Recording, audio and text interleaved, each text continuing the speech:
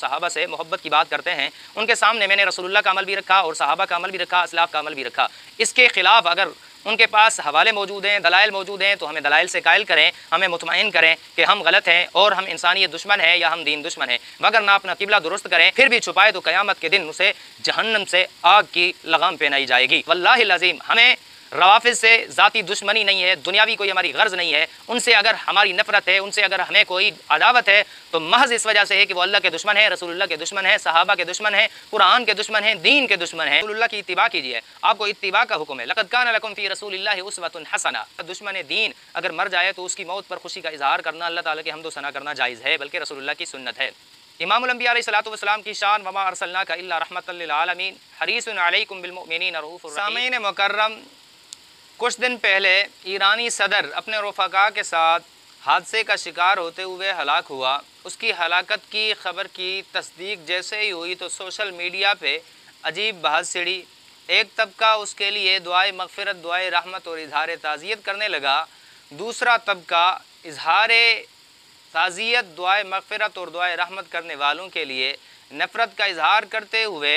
ایرانی صدر کی موت پر خوشی کا اظہار کرنے لگا۔ اب خوشی کے اظہار کرنے والوں پر انسانیت دشمن، دین دشمن کا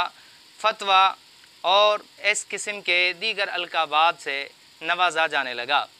تو مناسب سمجھا کیوں نہ اس ٹاپک پر گفتگو کر لی جائے، وضاحت کر دی جائے کہ اگر کوئی دشمن دین فوت ہوتا ہے اس کے لیے دعائے مغفرت کرنا شرعاً کیسا ہے اور اس کی موت پر خوشی کا اظہار کرنا شریعت میں کیا حیثیت رکھتا ہے۔ جہاں تک بات ہے دعائے مغفرت کی، تو اللہ رب العالمین نے سورہ توبہ کے اندر واضح اعلان فرمایا ما کان للنبی والذین آمنوا ان یستغفروا للمشرکین۔ نبی اور اہل ایمان کے لیے جائز ہی نہیں ہے کہ کسی کافر اور مشرک کے لیے دعائے مغفرت کریں، لہٰذا کسی اہل ایمان کو اس میں کسی قسم کا کوئی اختلاف نظر نہیں آئے گا، اختلاف کی گنجائش ہی نہیں ہوگی، کیونکہ اللہ تعالیٰ کا فتویٰ ہے، قرآن مجید کا حکم ہے۔ جہاں تک بات ہے اظہار خوشی کی کہ اگر کوئی کافر مر جائے، دشمن دین مر جائے تو اس پر شرعاً خوشی کرنا کیسا ہے، خوشی کا اظہار کرنا کیسا ہے۔ یاد رکھیں، سب سے پہلے آپ کے سامنے مسلم شریف کی روایت ہے، حدیث نمبر 950 ہے، حضرت ابو قتادہ راوی ہیں، انہ کان یحدث ان رسول اللہ صلی اللہ علیہ وسلم مر علیہ بجنازہ، کہ حضور کے سامنے ایک جنازہ گزرا، فقال مستری و مستری منہ، آپ نے فرمایا یا تو یہ مستری ہے یا مستری منہ ہے۔ قالوا یا رسول اللہ مل مستری والمستری منہ، اللہ کے رسول مستری اور مستری منہ سے آپ کی کیا مراد ہے؟ فقال، آپ نے فرمایا العبد المومن یستری من نصب الدنیا، کہ مومن بندہ جب فوت ہوتا ہے تو دنیا کی تکالیف سے راحت حاصل کرتا ہے، تو یہ مستری ہوا۔ والعبد الفاجر یستریح منہ العباد والبلاد والشجر والدواب، اور جو فاسق فاجر ہے جب وہ مرتا ہے تو اس کی موت سے اللہ کے بندے، شہر، درخت اور چوپائے راحت محسوس کرتے ہیں۔ خود رسول اللہ کی اس حدیث سے مرنے والوں کی دو قسمیں ثابت ہوئیں، ایک وہ جو مر کے خود راحت حاصل کرتے ہیں جو اہل ایمان ہے، دوسرے وہ جن کی موت سے اللہ تعالیٰ کی مخلوق کو راحت حاصل ہوتی ہے۔ کس طرح کہ ان کے گناہوں کی وجہ سے، ان کے ظلم و ستم کی وجہ سے دنیا میں یہ عذاب آتا ہے، یا خود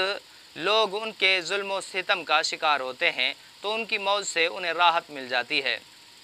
اب سوال یہ ہے، کیا صراحت سے بھی یہ مذکور ہے، منقول ہے کہ دشمن دین اللہ کے رسول کو اذیت دینے والوں کی موت پر خوشی کا اظہار کیا جائے؟ تو آپ دیکھیے، آپ کے سامنے کتاب ہے فتح الباری جو صحیح بخاری کی شرح ہے۔ حافظ ابن حجر عسقلانی رحمہ اللہ فرماتے ہیں وفی روایت ابن سعد فلما بلغوا بقی الغرقد کبروا، کہ حضرت محمد ابن مسلمہ اپنے ساتھیوں کے ساتھ جب بقیع الغرقد پہنچے تو انہوں نے نعرے تکبیر بلند کیا۔ وقد قام رسول اللہ صلی اللہ علیہ وسلم تلک اللیلۃ یصلی، آپ علیہ الصلوۃ والسلام اس رات نماز پڑھنے کے لیے بیدار ہوئے تھے۔ فلما سمع تکبیرہم کبرا، جب آپ نے ان کے نعرے تکبیر کو سنا تو آپ نے بھی نعرے تکبیر بلند کیا۔ وعرف ان قد قتلوہ، آپ نے جان لیا کہ وہ کعب بن اشرف گستاخ رسول کو قتل کر کے آئے ہیں۔ ثم انتہوا الیہ، پھر وہ پہنچ چکے ہیں۔ فقال، آپ نے فرمایا افلحت الوجوہ، خوش ہو کر فرمایا مبارک چہرے۔ فقالوا ووجہک یا رسول اللہ، انہوں نے کہا مبارک چہرہ تو اللہ کے رسول آپ کا ہے۔ ورموا راسہ بین یدی، آپ کے سامنے ادب سے کھڑے ہوئے۔ فحمد اللہ علی قتلہ، آپ علیہ الصلاۃ والسلام نے اس کے قتل ہو جانے پر شکر کیا، اللہ تعالیٰ کی حمد و ثنا کی۔ امام الانبیاء علیہ الصلاۃ والسلام کی شان وما ارسلناک الا رحمۃ للعالمین حریص علیکم بالمؤمنین رؤوف الرحیم، کہ رحمۃ للعالمین رؤوف الرحیم پیغمبر ہیں، لیکن اس کے باوجود کعب بن اشرف جو رسول اللہ کو اذیت دیتا تھا، اس کو قتل کرنے کے لیے محمد ابن مسلمہ کی عمارت کے اندر صحابہ کرام کو بھیجا۔ جب وہ قتل کر کے واپس آئے تو انہیں مبارک بھی دی، ان کو خوشخبری بھی دی، ساتھ اللہ تعالیٰ کا شکر بھی کیا۔ تو خود رسول اللہ سے ثابت ہوا دشمن دین اگر مر جائے تو اس کی موت پر خوشی کا اظہار کرنا، اللہ تعالیٰ کی حمد و ثنا کرنا جائز ہے، بلکہ رسول اللہ کی سنت ہے۔ اب وہ لوگ جو رسول اللہ صلی اللہ علیہ وسلم سے محبت کے دعوے دار ہیں، رسول اللہ کا کلمہ پڑھتے ہیں، خود کو مومن اور مسلمان کہتے ہیں، ان سے گزارش ہے آپ رسول اللہ صلی اللہ علیہ وسلم سے رحم دلی میں بڑھنے کی کوشش مت کیجیے، رسول اللہ کی اتباع کیجیے۔ آپ کو اتباع کا حکم ہے، لقد کان لکم فی رسول اللہ اسوۃ حسنہ، اطیعوا اللہ و اطیعوا الرسول، آپ کو اطاعت کا حکم ہے، آگے بڑھنے کا حکم نہیں ہے۔ آگے بڑھو گے تو پھر جہنم میں چلے جاؤ گے، جہنم کے گھڑے میں جا کے گرو گے، دوسری کوئی راہ ہی آپ کے سامنے نہیں ہے۔ نمبر 2، آپ کے سامنے کتاب ہے تاریخ الاسلام حافظ ذہبی رحمہ اللہ کی۔ حافظ ذہبی رحمہ اللہ اس کے اندر نقل کرتے ہیں کہ رسول اللہ صلی اللہ علیہ وسلم کے سامنے جب ابو جہل کا سر لایا گیا تو آپ علیہ الصلاۃ والسلام نے اللہ تعالیٰ کا شکر ادا کرتے ہوئے 2 رکعت ادا کی۔ کہتے ہیں کہ بنی سعد کی عورت تھی جو عبداللہ بن ابی اوفا کے پاس آئی، فرأیتہ صلی الضحیٰ رکعتین، چاشت کے وقت 2 رکعت پڑھ رہے ہیں، فقالت لہ امرأتہ، تو ان کو عورت نے کہا انک صلیت رکعتین، آپ نے 2 رکعت پڑھی، یعنی چاشت کا وقت ہے آپ 2 رکعت پڑھ رہے ہیں۔ فقال، تو انہوں نے جواب دیا ان رسول اللہ صلی اللہ علیہ وسلم صلی الضحیٰ رکعتین حین بشر بالفتح وحین جیء براس ابی جہل، کہ آپ علیہ الصلاۃ والسلام کو جب غزوہ بدر کی فتح کی بشارت دی گئی اور ابو جہل کا سر آپ کے سامنے لایا گیا تو آپ نے خوشی کا اظہار کیا اور آپ علیہ الصلاۃ والسلام نے 2 رکعت شکرانہ کے طور پر نماز ادا کی۔ اب امام الانبیاء علیہ الصلاۃ والسلام کے دشمن ابو جہل کی دین دشمنی میں کسی کو شک نہیں ہے، آپ علماء سے سنتے آ رہے ہیں، کئی بار آپ نے سنا ہوگا کتنا بڑا دشمن تھا۔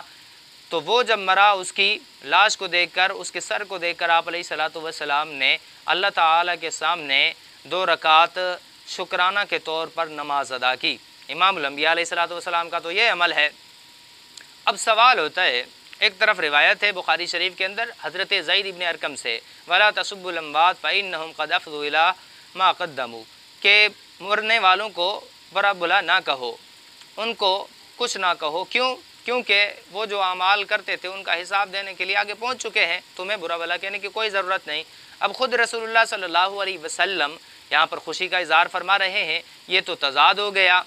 یا پھر وہ لوگ جو منع کر رہے ہیں خوشی کے اظہار سے، وہ یہ روایت پیش کر سکتے ہیں۔ اب اس کا جواب میں اپنی طرف سے اگر دوں تو پھر کہہ سکتے ہیں کہ آپ نے اپنی بات کو صحیح ثابت کرنے کے لیے جواب دیا ہے جو قابل قبول نہیں ہے، لہٰذا میں آپ کے سامنے حافظ بدر الدین عینی رحمہ اللہ کی اور علامہ نووی رحمہ اللہ کی توجیہ اور ان کا جواب ذکر کرتا ہوں۔ آپ کے سامنے کتاب ہے علامہ بدر الدین عینی رحمہ اللہ کی۔ علامہ بدر الدین عینی رحمہ اللہ اس سوال کے جواب میں ارشاد فرماتے ہیں، کیف یجوز ذکر شر الموتى مع ورود الحدیث الصحیح عن زید بن ارقم فی النہی عن سب الموتى وذکرہم الا بخیر، کہ مردوں کو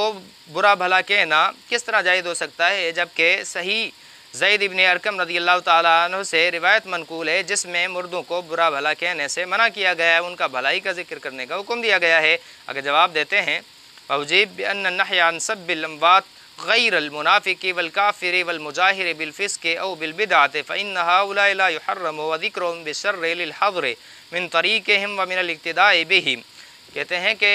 حدیث میں جو منع ہے نا وہ اہل ایمان کے لیے کہ اگر مومن فوت ہو جائے تو ان کی برائیوں کو ذکر مت کرو، ان کی برائیوں کو بیان مت کرو۔ ہاں اگر کوئی کافر ہے، فاسق فاجر ہے، کوئی بدعتی ہے، دین دشمن ہے، وہ مر جاتا ہے تو اس کا برائیوں سے ذکر کرنا برا نہیں ہے، جائز ہے، بلکہ بسا اوقات واجب ہو جاتا ہے جب لوگوں کو اس کی گمراہیوں سے بچانا مقصود ہو کہ لوگ اس کی اقتداء نہ کریں، لوگ اس کی اتباع نہ کریں اور جہنم کے گڑھے میں جا کے نہ گریں۔ اسی طرح علامہ نووی رحمہ اللہ نے بھی سیم وضاحت کی ہے، ایک جیسی وضاحت کی ہے، وہ بھی حوالہ آپ کے سامنے موجود ہے۔ اب یہ عمل تھا رسول اللہ صلی اللہ علیہ وسلم کا، اور جو ایک سوال پیدا ہو رہا تھا حدیث کو بنیاد بنا کر، تو اس کا جواب بھی میں نے علامہ عینی رحمہ اللہ اور علامہ نووی رحمہ اللہ سے ذکر کر دیا ہے۔ ابھی آپ کے سامنے حضرت ابوبکر صدیق رضی اللہ تعالیٰ عنہ اور حضرت علی رضی اللہ تعالیٰ عنہ کا عمل نقل کرتا ہوں۔ عون المعبود اور شرح لکھی ہوئی ہے ابو داؤد کی، اس کے اندر موجود ہے وقد سجد ابو بکر الصدیق لما جاءه قتل مسیلمۃ الکذاب وسجد علی لما وجد ذا الصدی مقتولا فی الخوارج، کہ حضرت ابو بکر صدیق کو جب مسیلمہ کذاب کے قتل کی خبر پہنچی تو آپ نے اللہ تعالیٰ کا شکر بجا لاتے ہوئے سجدہ ادا کیا، اور حضرت علی نے ذا الصدی خارجی کو جب خوارج میں مقتول پایا تو آپ نے اللہ تعالیٰ کا شکر بجا لاتے ہوئے سجدہ ادا کیا۔ اب عون المعبود کے اندر یہ واضح طور پہ موجود ہے، آپ نے سکرین پہ دیکھ لیا۔ حضرت ابوبکر کا عمل بھی آپ کے سامنے آ گیا، حضرت علی رضی اللہ تعالیٰ عنہ کا عمل بھی آپ کے سامنے آ گیا۔ ابھی آپ کے سامنے ابن النقیب کی مجلس جو انہوں نے مبارکبادی کے لیے منعقد کی تھی جب ابن المعلم رافضی کی ہلاکت کی انہوں نے خبر سنی، یہ آپ کے سامنے حوالہ موجود ہے۔ بلغنی انہ جلس للتحنت، کہ مبارکبادی کے لیے انہوں نے ایک مجلس منعقد کی، لما مات ابن المعلم شیخ الرافضہ، کہ جب رافضی ابن المعلم کے موت کی خبر سنی تو انہوں نے ایک مجلس منعقد کی اور فرمانے لگے ما ابالی ای وقت متو بعد ان شاہدت موت ابن المعلم، کہ مجھے اب کوئی پرواہ نہیں ہے کہ میں کب مرتا ہوں، کیونکہ میں نے صحابہ کے دشمن گستاخ رسول گستاخ صحابہ کی موت کی خبر سن لی ہے۔ انہوں نے تو ایک دوسرے کو مبارکباد دی اور باقاعدہ ایک مجلس منعقد کی۔ اسی طرح علامہ ابن تیمیہ رحمہ اللہ نے اپنی فتاویٰ کے اندر حضرت علی رضی اللہ تعالی عنہ کا خوارج کی موت پر خوش ہونا، ان کی ہلاکت پر خوش ہونا بھی ذکر کیا ہے۔ اسی طرح ابن عبد السلام نے باقاعدہ فتویٰ دیا ہے جس کو فیض القدیر کے اندر علامہ عبد الرؤف مناوی رحمہ اللہ نے ذکر کیا ہے کہ دشمن دین کی موت پر خوش ہونا بالکل جائز ہے۔ اسی طرح دیگر کئی حوالہ جات ہیں جس سے ثابت ہوتا ہے کہ دشمن دین کی ہلاکت پر خوش ہونا جائز ہے۔ اب وہ لوگ جو دین کے دعوے دار ہیں، محمد الرسول اللہ صلی اللہ علیہ وسلم اور صحابہ سے محبت کی بات کرتے ہیں، ان کے سامنے میں نے رسول اللہ کا عمل بھی رکھا اور صحابہ کا عمل بھی رکھا، اسلاف کا عمل بھی رکھا۔ اس کے خلاف اگر ان کے پاس حوالے موجود ہیں، دلائل موجود ہیں، تو ہمیں دلائل سے قائل کریں، ہمیں مطمئن کریں کہ ہم غلط ہیں اور ہم انسانیت دشمن ہیں یا ہم دین دشمن ہیں، وگرنہ اپنا قبلہ درست کریں، رسول اللہ سے زیادہ یا صحابہ کرام سے آگے بڑھنے یا اسلاف کی راہ سے ہٹنے کی کوشش نہ کریں، وگرنہ ہلاکت اور گمراہی کے سوا ان کو کچھ حاصل نہیں ہوگا۔ نمبر 2، مرنے والوں میں ایک وہ شخص بھی ہے جو حضرت ابوبکر و عمر اور امہات المومنین کے ایمان پر اور کفر پر باقاعدہ مناظرے کیا کرتا تھا۔ اب اس کی موت پر تم دکھ کا اظہار کر رہے ہو،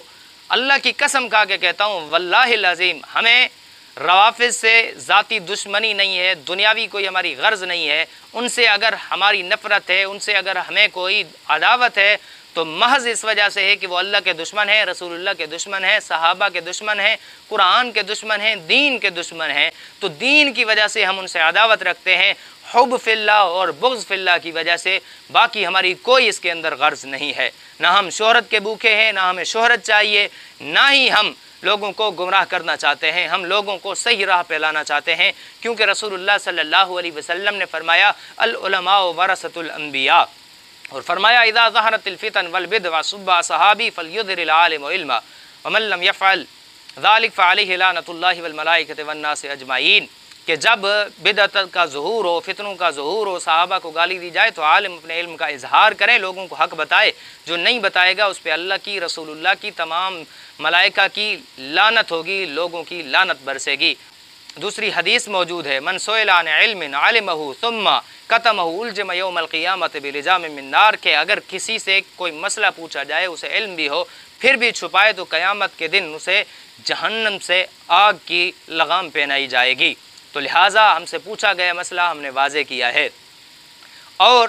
روافظ کے لیے آپ مصلحت کا درس دیتے ہیں یا ان کے لیے آپ انسانیت کا درس دیتے ہیں؟ آپ کو سوچنا چاہیے آپ کس قسم کے مسلمان ہیں۔ روافظ وہ ہیں جو حضرت ابوبکر کو مسلمان نہیں مانتے، حضرت عمر کو مسلمان نہیں مانتے، صحابہ کو مومن نہیں مانتے، قرآن کو سچا نہیں مانتے۔ یہاں تک بات ہوتی تو پھر بھی سمجھا جا سکتا ہے، ان کا عقیدہ ہے، ان کا نظریہ ہے، یہ ہے، وہ ہے، فلاں ہے وغیرہ ہو سکتا تھا، لیکن وہ حضرت عمر کی شہادت پر خوشی مناتے ہیں، حضرت عثمان کی شہادت پر خوشی مناتے ہیں، حضرت امیر معاویہ رضی اللہ تعالی عنہ کی وفات پر خوشی مناتے ہیں، حضرت عائشہ صدیقہ کی وفات پر خوشی مناتے ہیں۔ تو وہ خوشیاں منا رہے ہیں اور تم ان کی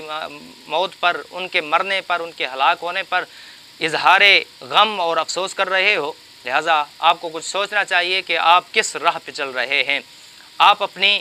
راہ کو درست کیجئے، قبلہ درست کیجئے، ایسا نہ ہو کہ آپ ان کی صفوں میں جا کھڑے ہوں۔ ہمیں فخر ہے ہم ابوبکر صدیق اور ان کے غلاموں کی صفوں میں ہیں۔ اگر آپ سمجھتے ہیں آپ درست ہیں تو دلائل سے قائل کیجئے۔